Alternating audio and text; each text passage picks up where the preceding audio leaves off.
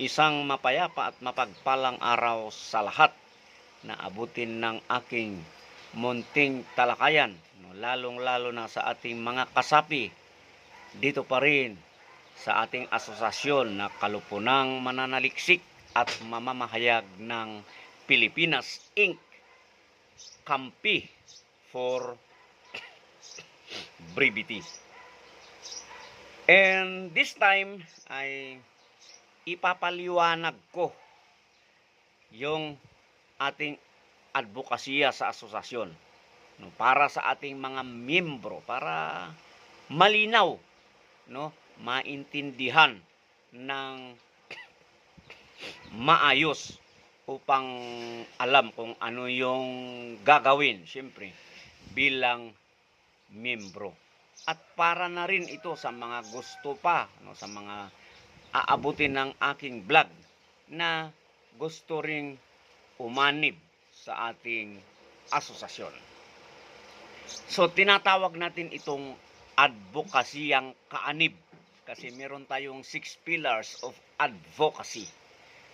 So ito yung kapatiran, ito yung aktibong serbisyo sa komunidad, aksyon na may integridad, nagmamalasakit sa kaligtasan, yung public safety and security, interes at kapakanan ng bawat kasapi, at yung panghuli, yung bantay kalikasan.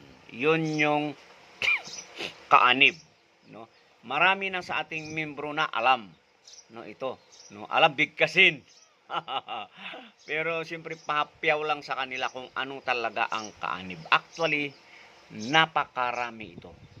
At gusto kong linawin na itong advocacy natin, siyempre, definitely ito yung magiging fundamental guidelines natin.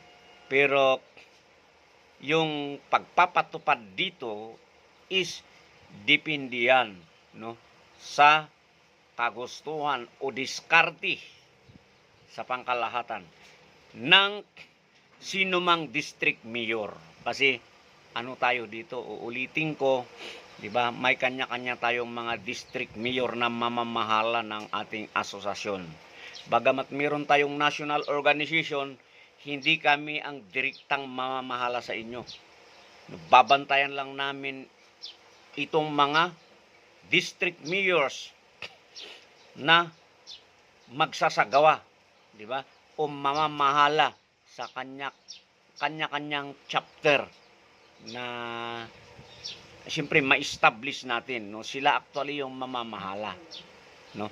Ang role lang namin is titignan namin sila kung ang kanilang pamamahala ay alinsunod doon sa patakaran na nandun sa handbook na ibinibigay natin sa bawat miyembro. Yan. So, kung may failure ang isang chapter, siyempre, we are accountable, no, bilang nasa responsible and accountable bilang nasa national organization. Pero siyempre, ang pinaka diyan talaga nagkaroon ng problema is yung district mayor. Kasi siya yung unhand, siya yung bastonero, ika nga. Okay, so nalalayo na tayo. Now, balikan natin itong advokasya natin. Tinatawag natin itong advokasyang kaanib. Yan. At ang una is yung kapatiran. No? Kapatiran. Isang kapatiran, isang misyon, kapatiran sa aksyon. Ang ating organisasyon ay naninindigan na ang tunay na lakas ng isang organisasyon ay nagmumula sa pagkakaisa, malasakit ng bawat miyembro at aktibong pagtutulungan ng bawat miyembro pa rin, bawat kasapi. Pag wala yan, may hirapan tayong umusad. No, kaya nga dito sa ilalim ng kapatiran sa aksyon, di ba? Hindi lamang ang layunin natin is yung palakasin ang samahan sa loob ng organisasyon. Bagkus ipapakita natin sa sambayanan, di ba, sa publiko, yung ating malasakit, 'di ba? Yung pagkikipagkapatiran sa kanila sa pamamagitan ng konkreto, maayos at mahusay na paglilingkod sa komunidad. Kaya nababanggit natin dito sa kapatiran basically is kaya nga nag-establish tayo ng damayan o tulungan, di ba? Na pag in case na may mamatay sa ating mga membro, wag naman sana, ayaw natin yon. May maaksidente, ganun din. At kapag may birthday, tutulungan natin, no? Pero discardin na yon ng bawat district mayor. Pero tutulungan natin, no? Sa ngayon na we are on process of establishing our chapters, di ba? Medyo hindi pa ano yan, hindi pa natin mararamdaman, pero as we go on, definitely gagawin naman natin yon. Kasi una-una kukunti pa rin tayo kasi, no? Pero siyempre darating tayo diyan, talagang gagawin natin diyan, no? Yun yung main natin, no? When it comes to kapatiran, yun yung main concern, di ba? Pero siyempre para maipakita nga natin sa publiko na tayo naniniwala sa kapatiran, una is magsasagawa tayo ng outreach program, di ba? Magsasagawa tayo ng mga activities, di ba? Tulad ng feeding program para maipakita natin sa lipunan na tayo ay naniniwala sa kapatiran, di ba? Then yung pamimigay ng relief goods in case of calamity, di ba? Kasi at our own naman pwede, no? Kahit simple lang, kahit kunti lang, kahit paano meron tayong may itulong. So as simple as that, no? Yung number one, di ba? Hindi lang para matugunan ang pangangailangan ng mga nangangailangan sa komunidad, di ba? Bagkus maipakita natin na tayo talaga ay nagmamalasakit, no? Yung kapatiran sa community. Kaya nga ito yung number one natin, magsasagawa tayo ng outreach program. Then yung number two is yung Bayanihan Service Drive. Alam nyo naman na yun di ba? Yung mga tulungan, no? There are so many ways to do that, but again bahala na yung district mayor kung ano ang gagawin hinggil dito sa Bayanihan Service Drive. Yung brotherhood activities with purpose, yan. Marami namang yun, pero para mapatatag ang brotherhood sa organization, maraming paraan na isasagawa, no? Kagaya ng mga team building, di ba? Na may mga kasamang outreach program. Ano pa rin ito, depende pa rin sa district mayor kung paano yung sistema na gagawin niya dito sa brotherhood activities. Ganun din yung kabataan program, di ba? Sila kasi, ang district mayor kasi ang nagdidisenyo, depende yan sa sitwasyon sa mga bayan, di ba? Kung may mga mahilig ng sports, pwede tayong magpalaro diyan, no? Wala namang problema, no? Pwede tayong mangangasiwa kasi maaari naman tayong magkaroon ng partner diyan, di ba? In partnership with, halimbawa, kung mayroong gustong mag-sponsor, yan. Yan yung mga gagawin ng mga officers, no, sa bawat chapter, no, para maipakita na pinopromote natin yung kapatiran. Yan. Siyempre, sa kabuuan, no, ang kapatiran sa aksyon, no, ay patunay na ang kampi ay hindi lamang isang organisasyon, no, kundi isang kapatiran na kumikilos para sa kapakanan ng kanyang kasapi, mga kasapi, at of course yung buong komunidad. Kasi nabanggit ko nga na kanina na yung pagkakaisa, di ba, yung malasakit, di ba, at aktibong paglilingkod, di ba? Yun yung talagang gusto nating itaguyod dito sa unang advocacy natin na kapatiran. Now, dito naman tayo sa aktibong serbisyo sa komunidad. No, ito yung tinatawag na community service. Yan. So, siyempre, itataguyod din natin ito. No, at maraming paraan, di ba? Sa edukasyon, pwede rin sa kalusugan, sa kalikasan, no, hanggang sa kamalayang panlipunan. Marami. No, yung number one dito na maaring gagawin natin is yung media literacy program. Kasi, siyempre, alam naman natin na isa sa gusto natin dito na mangyari is siyempre yung maipromote natin sa sambayanan, 'di ba, yung tamang pamimigay ng impormasyon, mga balita, 'di ba, para maiwasan ang fake news, no. So yung mga officers natin dito sa kampi willing na mag-conduct yan ng seminar online, no, kahit sa barangay, kahit sa paaralan, 'di ba, para maipromote natin, 'di ba, yung tamang paggamit ng balita, 'di ba, at responsableng paggamit ng social media, kasi yun na nga yung natin ngayon, 'di ba, na dahil nagkaroon na yung binanggit natin na citizens journalist, lahat na pipwedeng magmedia, 'di ba, obligasyon, no, o commitment ng ating organisasyon na ituro sa publiko, no, para maiwasan yung mga negatibo o yung mga hindi magandang idudulot ng sitwasyong ito. Diba? Ano na tayo ngayon? Ulitin ko, multimedia na tayo ngayon. So kaya ang ating grupo ay mag-offer ng media literacy campaign. Yan. Ganon din yung di ba? Community journalism na tinatawag, di ba? Para sa lahat na lalong-lalo na yung mga kabataan, di ba? Para yun naman yung importante talaga yung mga paglipanan ng fake news sa social media, kailangan natin maanohan yan, malabanan, no, para kahit paano ma-minimize, di ba? Maalala ko nung nagtayo ako ng tabloid, may isang school na nag-imbita sa akin na magturo ng journalism. So pinagbigyan din naman natin, at least sinabi natin doon sa mga mag-aaral kung ano yung actual na nangyayari. Hindi na lang yung by book, no? Nagturo na tayo by book and of course by experience. Yan. No, pangatlo dito sa community service is yung clean up drive. Alam niyo naman na yun, di ba? Yung clean up drive, paglinis sa kapaligiran. Yan, yung medical mission, di ba? Yung legal mission. Kaya dito meron naman tayong legal counsel dito sa kampi, di ba? Hopefully as we go on, habang patuloy tayo sa ating asosasyon, siyempre magkakaroon tayo ng partner, di ba?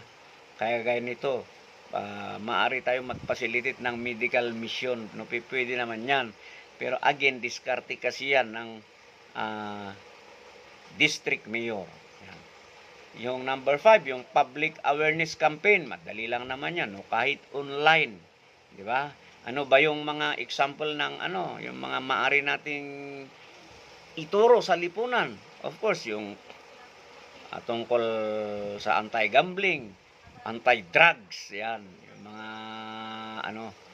natin, no, at yung voter education, yan. So din natin yan, ipopromote din natin yan, o isasagawa natin itong public awareness campaign. Yan. Kung may mga sponsors din tayo, no, depende nga sa diskarte ng i-reach out din natin yung schools, di ba, yung mga pamimigay ng mga books, di ba, pwede naman yun, depende yan, no, and others, and other outreach program, di ba, na maaring gawin ng chapter natin, di ba? Kasi ulitin ko, ito kasi depende yan sa district mayor. Yan. At siyempre dahil bantay kalikasan tayo, magsasagawa din tayo ng tree planting, di ba? So depende yan, no. Titingnan natin kung paano yung sistema ang gagawin natin dito. Pag buo na, pag marami na tayong chapters, titignan natin. But basically, makikialam tayo dito sa problema ng kalikasan, no, by means of environmental reporting. Pwede naman, di ba, yung mga nakita nating anomalya, no, pagdating sa kung paano natin bantayan ang kalikasan, siyempre gagawin natin. Then kasama din niya yung emergency response, kaya nabanggit ko doon sa kanina na we are very much willing to help during disasters and calamities. Kaya bibigyan din natin ng ng instruction o mandato yung ating mga district mayor na kada chapter dapat bumuo ng emergency response. Yan, di ba? Kaya nga siguro care of ito doon sa mga natin, motorcycle riders natin. Ayan, so sa kabuuan, ang programang ito ay sumasailalim sa siyempre paninindigan ng asosasyon na magbibigay ng maayos at mahusay na serbisyong pangkomunidad. Ayan, so hindi lang ito dapat natatapos din sa pagbabalita. Pero nabanggit nga natin na siyempre doon tayo mag-focus doon sa pagkuha ng information at pagbalita kasi napakahalaga yun.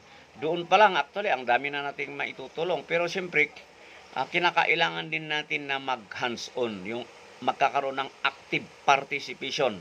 No, lalong-lalo na itong community service. No, kailangan actual na makilahok tayo sa publiko, sa lipunan. Siyempre para maipakita natin yung malasakit natin.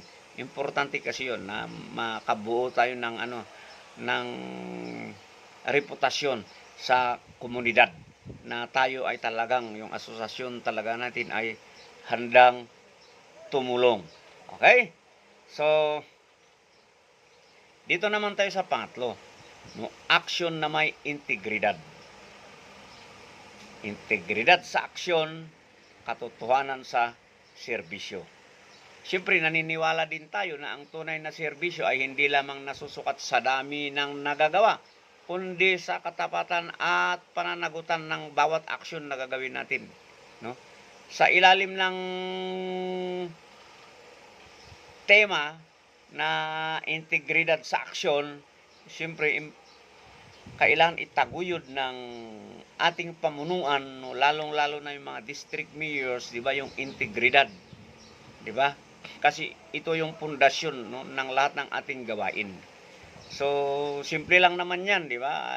Una is, lahat ng gawain natin ay may katapatan at pananagutan.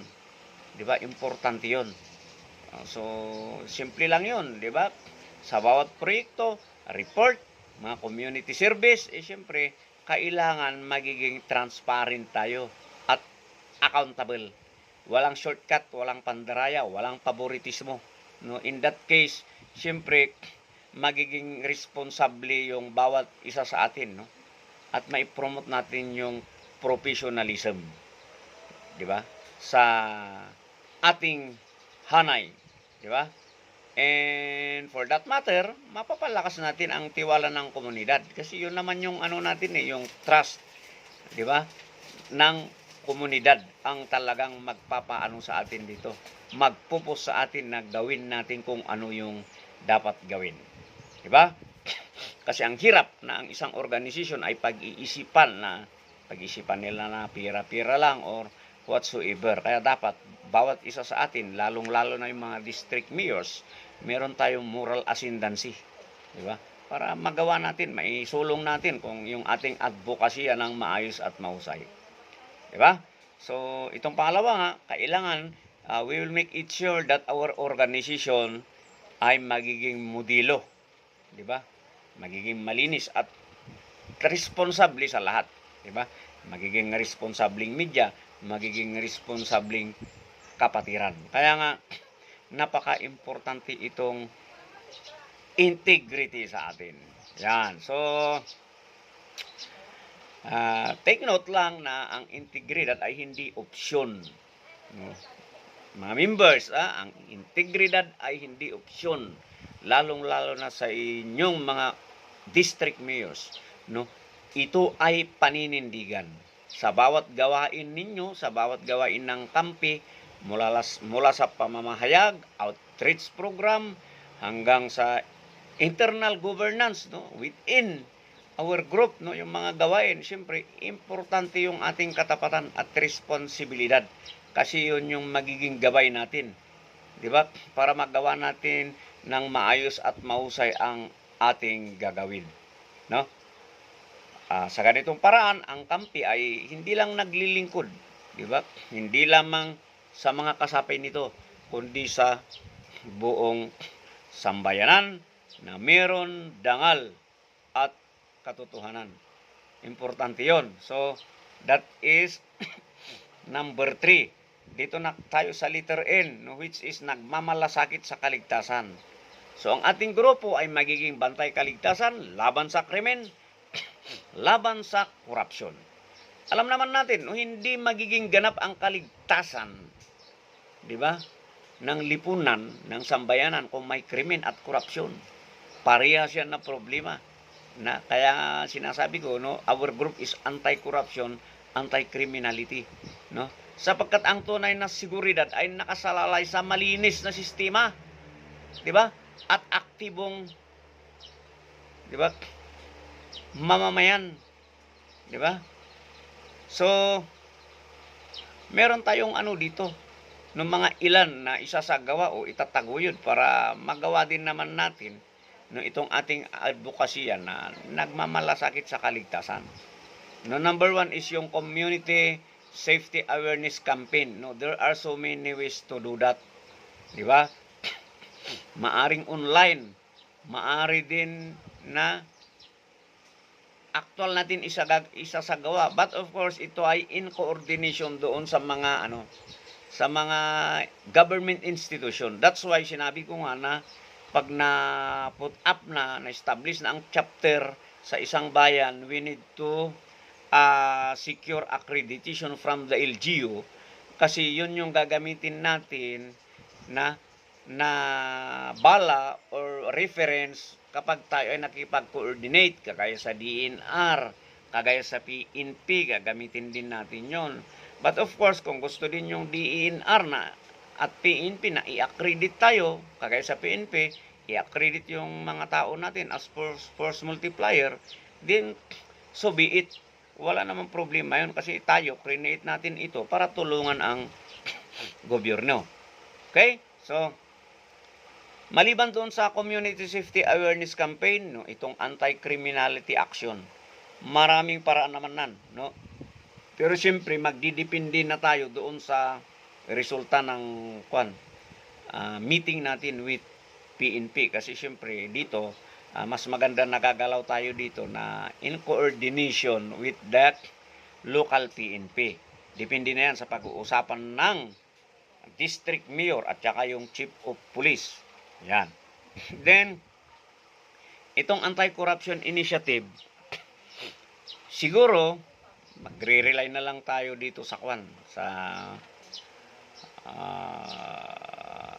titignan natin, no, kasi talagang kailangan din ito na babantayan natin, di ba? Lahat ng mga ng mga public official natin, we will make it sure na hindi sila aabuso, di ba? Ipopromote lang naman natin yung transparency, no, when it comes to their advocacy, di ba? Yung public awareness. Diba? Yun lang naman yung kailangan natin i-promote dito. Pero definitely, kung meron tayong makikita na katiwalian, why not? Diba? Kagaya, as I've said, bagamat create natin itong association to help the government, but it doesn't mean na pag meron na tayong nakikita, mananatili na lang tayong bulag at pipi. No. Lalabanan natin yun. No? There are so many ways. Pwede naman tayong makipag-usap directly. Pwede naman natin banatan, gamitin ang media affairs natin. Wala namang problema. So, depende na yan sa magiging diskarte ng district mayor. Ang national lang naman, nandyan lang na nag-aantay sa taas. Di ba? Kasi siyempre, case to case basis yan. Depende sa sitwasyon yan. Then, itong investigative and responsible reporting, siguro gagamitin natin itong online. Diba? Kasi kailangan kasi sa research kasi, sa pananaliksik kasi at pamamahayag, kailangan itong investigative and responsible reporting. No? For us to ensure na yung mga report na nakakalap natin, siyempre, beripikado yan. Diba? Magiging facts yan, katotohanan. Diba? Bago natin ilalantad kasi siyempre, napakahalaga yun, no, for many reasons. Then, yung public reporting mechanism, magkakaroon din tayo ng mekanismo para itong mga informant natin, di ba? Yung mga member natin, sabihin na natin, kasi siyempre sila din naman yung mga informant natin dito 'di ba? Siyempre ligtas sila, 'di ba? Para ano sila, ah, hindi sila matitinag na magsumbong, 'di ba? Sa mga nakikita nilang kriminalidad at katiwalian, 'di ba? 'Yun naman 'yun eh. So, we will make it sure na magkaroon tayo ng mechanism no pagdating dito. At yung multi-sector collaboration, siyempre alam naman natin yan, bilang CSO, importante yung collaboration natin sa bawat media institution na lalong-lalo na ang law enforcement agencies. Kasi talagang sila yung talagang kabalikat natin dito. And other na civil society organizations. Kasi dito, open tayo sa collaboration. No, we don't care kung anong association kayo. No, kung yung association nyo ayaw makipag-collab, so be it. Pero kami, kahit anong association kayo, hanggat, di ba, magkasangga tayo doon sa layunin, di ba, na yung kagustuhang mangyari, siyempre makikipagtulungan kami sa inyo. Then yung emergency and safety response, ganun pa rin. At siyempre dito, ipopromote din natin yung integrity watch kasi naniniwala tayo bilang organisasyon, siyempre dapat magsimula sa atin. Diba? Magsimula sa atin yung integridad. Diba? Paano natin malalabanan ang korupsyon kung tayo mismo punong-puno tayo ng korupsyon. Kaya meron tayong internal mechanism na gagawin din para maiwasan yung mga katiwalian. Kasi ganyan naman yan lalong-lalo dito na meron tayong media affairs. Minsan, nandyan na yung panunuhol, hindi mo naman maiwasan yan, di ba? Baka magkakaroon ng bias reporting, di ba? And so on and so forth. So, titignan din natin, no? Kailangan mapalakas natin ito sa ating hanay. Now, dito na tayo sa panglima, no? Which is yung interes at kapakanan ng bawat kasapi. Interes at kapakanan ng bawat kasapi sama-samang pag-unlad. Siyempre naman, kaya tayo nagpatayo ng asosasyon, organisasyon para meron tayong katulong. Di ba? At mas maraming tayong tutulong sa mga nangangailangan. Di ba? In unity or in union, there is a strength, sabi niya. Di ba? So, ito, dahil apat nga na affairs ito, di ba? Hindi lang kapatiran ang ipopromote, no. Lahat naman na kailangan mapaunlad din ang kapakanan ng bawat membro. Maisulong natin yung the interest and welfare of our members, no. There are so many ways to do that naman, di ba? So, open tayo, no. Una na gagawin dito is siyempre yung transparency. Open tayo, kaya nga meron tayong core of values, di ba? Yung consultation, communication, coordination, di ba? Ano pa? Basta tignan nyo yung ating core of values. Nakalimutan ko na sa definitely, nandun din yung collaboration at yung pinakahuli doon sa core of values natin is yung contribution. See to it na kaya ka mag-member dito is hindi lang yung makakuha ka ng benefit, no? You will make it sure na meron ka din mai-contribute, di ba? Do not ask your association what he can do for you, but rather ask yourself what you can do to your association. Ganun yun, no? Nangopya na tayo, hindi atin yun. Kinopya lang natin. So, siyempre, ipopromote din natin yung protection sa karapatan at kaligtasan ng bawat membro. There are so many ways to do that. Din yung skills development at kabuhayan. Siyempre dito, may mga affairs tayo dito, yung mga rider, di ba? Ipopromote din natin yung mga security, di ba? Tutulong tayo, no, sa makikreate tayo ng mga income generating projects, di ba? Yung mga ganon, general freelance opportunities, di ba? Basta any kind of partnership or activity na makapagbibigay naman ng karagdagang kita sa ating membro. Yan. Yun lang naman yung pan natin dito sa ano, interest. At siyempre, i-build up natin ng maayos yung solidarity at kapatiran. 'Di ba? Kailangan talaga dito meron tayong malasakit sa isa't isa, teamwork, suporta ng bawat kasapi, no? Anyway, didiskartehan niya ng bawat district mayor. At saka dito sisigaruhin natin dito yung transparency, pantay-pantay ang benepisyo dito. Hindi pwedeng merong nakakalamang o merong maiiwanan. Lahat meron yan. Kaya nga, siyempre, yung equality among members, yun yung panghuli. Walang diskriminasyon dito. Ano mang kasarian ka, ano mang relihiyon mo, ano mang paniniwala mo, sa bawat kasapi ay pantay-pantay. Meron tayong parehas na karapatan, paglahok sa pag-unlad, oportunidad sa loob ng organisasyon. 'Di ba? Para mapangalagaan yung dignidad at karapatan ng bawat isa. So, ulitin ko, to cut the story short, ang kampi ay nanindigan na ang tunay na lakas ng organisasyon ay nagmumula sa malusog, ligtas at maunlad na miyembro. Kaya nga ito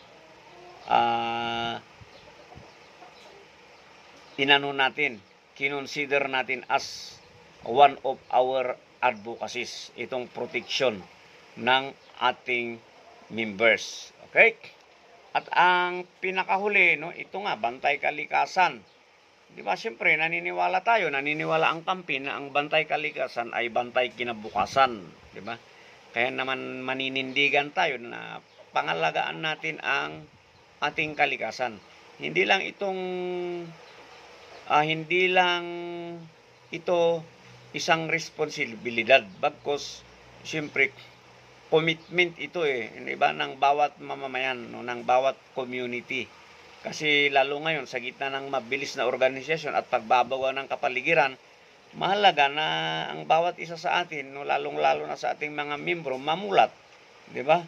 Maging responsable at maging aktibong katuwang na sa pagprotekta sa ating kalikasan. There are so many ways to do that. Paano natin itataguyod itong bantay kalikasan? Magsasagawa tayo ng environmental awareness campaign. Di ba? Propaganda. Ito, di ba, na para lahat ng mamamayan ay magiging aware kung paano protektahan ang ating environment. Di ba? Tutulong din tayo actual, di ba? Yung mga clean up drive, rehabilitation drive, tree planting, greening program, yan yung mga pwede natin gawin, di ba? At saka siyempre, bantayan din natin yung mga environmental violations. Kagaya ng, di ba, illegal dumping, mga basuran, illegal mining, illegal quarrying, illegal logging, di ba? And so on and so forth. Kasi, siyempre, mahalaga ito sa pamamagitan ng ating monitoring, di ba? Ay, siyempre, mapipigilan ang pagsira ng ating kalikasan, monitoring and siyempre conveying information kung ano yung masagap nating information when it comes to anti-environmental violations, siyempre ipaparating natin doon sa mga kinauukulan, di ba? Kaya nga meron tayong environmental monitoring and reporting gamit ang ating media affairs. Then itong panghuli, yung multi-sectoral partnership. Nabanggit ko naman na ito kanina na adhikain natin na makipag-partner sa LGU. Lalong-lalo na sa DNR kasi sila yung nangungunang ahensya pagdating sa pagbabantay ng kalikasan. Di ba, mahalaga ito. Ang pangangalaga ng kalikasan ay hindi opsyon. Ito ay tungkulin para sa kaligtasan ng kasalukuyan, di ba? At kinabukasan. Di ba? Siyempre, kinabukasan ng susunod na henerasyon, Yun, mahalaga ito, yung mga susunod natin. Kung ano man, hindi man natin iniisip yung mga sarili natin dahil may mga edad na tayo, siyempre, isipin natin yung susunod na henerasyon. So, yun lang naman. Yun yung advocacy ang kampi na tinatawag, Ito ay hindi lamang samahan ng mga mamahayag. Ito ay kapatiran na kumikilos para sa mga kasapi at komunidad. Lahat ng gawain dito, mula sa outreach, outreach program, edukasyon, kaligtasan, integridad hanggang sa pangangalaga sa kalikasan ay nakabatay sa malasakit, responsibilidad at katotohanan. Diba? Kaya sa bawat hakbang ng ating organisasyon ay siyempre kailangan magiging modelo tayo. Diba? At para magawa natin yun, dapat tapat tayo, disiplinado, responsable. Diba? Para tayo ay paniwalaan. Diba? Bubuuin natin yung mas ligtas, maunlad na lipunan. Diba? While, yun nga, habang pinapangalagaan ang karapatan ng bawat kasapi natin. Kasi siyempre, importante din yun. Diba? Uunahin natin ang ating grupo at ang ating mga kasapi. So, sa pagkakaisa, take note, tandaan nyo ito sa ating pagkakaisa. Diba? Importante ang integridad, di ba? Para maisagawa natin ng maayos at mahusay yung aktibong paglilingkod, di ba? Sana bawat kasapi ay magiging katuwang sa pagpapalakas ng bayanihan, proteksyon ng kalikasan at pagtataguyod ng kapayapaan. Dahil yun naman yung natin, main purposes kung bakit tayo nabuo. So, dito sa kampi, tandaan natin, kapatiran sa aksyon, bantay kaligtasan, at bantay kinabukasan. So, hopefully, malinaw ang dating sa inyo. Anyway, kung may mga questions naman kayo, pwede naman kayong magtanong diretso sa akin or sa mga district mayor nyo o doon sa mga appointed na regional governor nyo. Okay, so hopefully, naintindihan ng maayos at maisagawa natin ang ating advokasiyang kampi.